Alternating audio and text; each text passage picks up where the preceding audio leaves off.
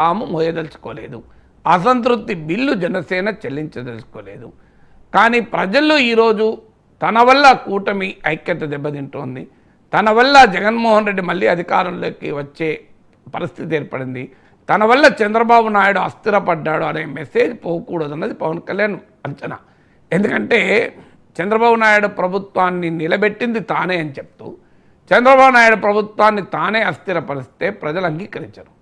అలాగే జగన్మోహన్ రెడ్డికి వ్యతిరేకంగా ఓటు చీలకూడదు అని కష్టపడి తాను నిలబెడితే దానికి మళ్ళీ తూట్లు పడిచి జగన్మోహన్ రెడ్డికి ప్రయోజనం కలిగిస్తున్నాడు పవన్ కళ్యాణ్ అనే భావన ప్రజల్లో కలిగితే జనసేన దెబ్బతింటుంది. అందువల్ల తెలుగుదేశంతో సంబంధాలు తన చర్యల వల్ల తన విధానాల వల్ల దెబ్బతినవు అని క్లియర్గా పవన్ కళ్యాణ్ మెసేజ్ ఇస్తున్నాడు. ఇక తర్వాత ఏమవుతుంది, తెలుగుదేశం అనుసరించే విధానాల వల్ల ఏమైనా జరిగితే దానికి పవన్ కళ్యాణ్ బాధ్యుడు కాదు. మీకు ఎక్కడా పవన్ కళ్యాణ్ ఇప్పటి వరకు తాను ముఖ్యమంత్రి పదవికి పోటీదారు, చంద్రబాబు నాయుడు ప్లేస్ తర్వాత తనదే ఈ ప్లేసు, చంద్రబాబు నాయుడుతో తాను పోటీ అని ఎక్కడా చెప్పలేదు. చాలా జాగ్రత్తగా చంద్రబాబు నాయుడుకు చంద్రబాబు నాయుడు స్ఫూర్తితో పనిచేస్తున్నాను, చంద్రబాబు నాయుడు నాయకత్వంలో పనిచేస్తున్నాను, చంద్రబాబు నాయుడు నుంచి నేర్చుకుంటున్నాను అని తన రోల్ చంద్రబాబు నాయుడు తర్వాత రోలే అని చెప్తున్నారు. ప్రాబ్లం ఎక్కడ వచ్చింది? ప్రాబ్లం పవన్ కళ్యాణ్తో రాలే, ప్రాబ్లం తెలుగుదేశం వాళ్ళతో వచ్చింది. ఏంటి వాళ్ళ ప్రాబ్లం? పవన్ కళ్యాణ్ కన్నా మా లోకేష్ ఎక్కువ అని మొదలుపెట్టారు. లోకేష్ను ఉప ముఖ్యమంత్రి చేయాలి, లోకేష్ ఉప ముఖ్యమంత్రి చేస్తే పవన్ కళ్యాణ్ తగ్గినట్టే కదా. ఎందుకంటే ముఖ్యమంత్రి కుమారుడు, భవిష్యత్ ముఖ్యమంత్రి, మేజర్ పార్టీ నాయకుడు. లోకేష్ ఉప ముఖ్యమంత్రి అయ్యాక పవన్ కళ్యాణ్ స్టేషన్ తగ్గదా? ఇది ఆఖరికి లోకేష్ను ముఖ్యమంత్రి చేయాల్సిన సమయం వచ్చినప్పుడు చేసుకునే హక్కు టీడీపీకి ఉంటుంది. ఎందుకంటే ఆ పార్టీకి ఎవరు నాయకత్వం వహించాలనేది పవన్ కళ్యాణ్ నిర్ణయించాడు, జనసేన నిర్ణయించాడు. ఆ పార్టీకి నాయకుడు మారినప్పుడు కలిసి ఉండాలా లేదా పవన్ కళ్యాణ్ ఇష్టం అది. కానీ టీడీపీకి లోకేష్ చేయకూడదని వేరే వాళ్ళు ఎట్లా చెప్తారు?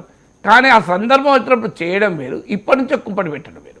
ఇప్పటి నుంచి ఎక్కడిదాకా పట్టుకొచ్చారని ఆఖరికి మీములలో కూడా కార్టూన్లలో కూడా లోకేష్ ఈ సుపీరియర్ టు పవన్ కళ్యాణ్ అనేది ఎస్టాబ్లిష్ చేస్తున్నారు.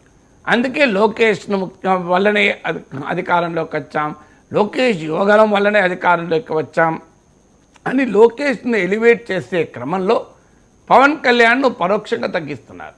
మహామంత్రి తిమ్మర్స్ కథ ఉంటుంది, ఒక గీతను చిన్నదిగా చేయాలంటే పెద్ద గీత గీస్తారు. ఇక్కడ గీత పవన్ కళ్యాణ్ అనే నాయకుడు పాత్ర ఉంది. ఆ పాత్ర అనే గీతను తగ్గించాలంటే ఏం చేయాలి? దాన్ని తగ్గించలేదు, ఎందుకంటే అది చరిత్ర చెప్పిన వాస్తవం. ఇది the man of the match. Chandrababu Naidu భాషలో చెప్పాలంటే ఇది గేమ్ చేంజర్.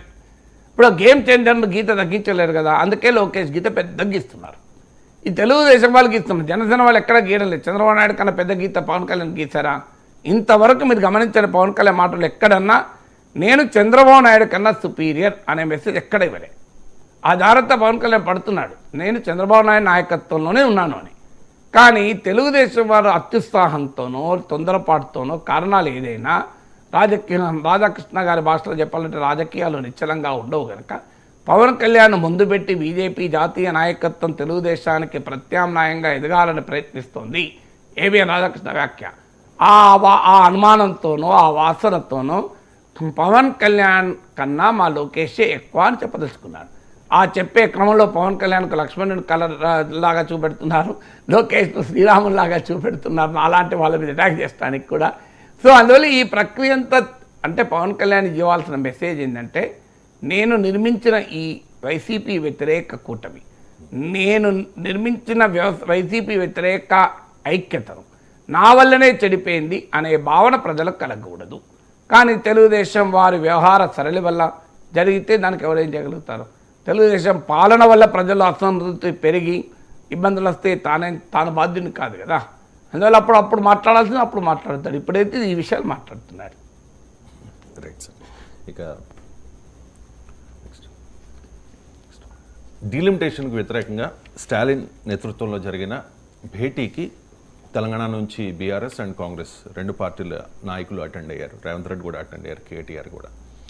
తెలుగు రాష్ట్రాలకు ఆంధ్రప్రదేశ్కి సంబంధించి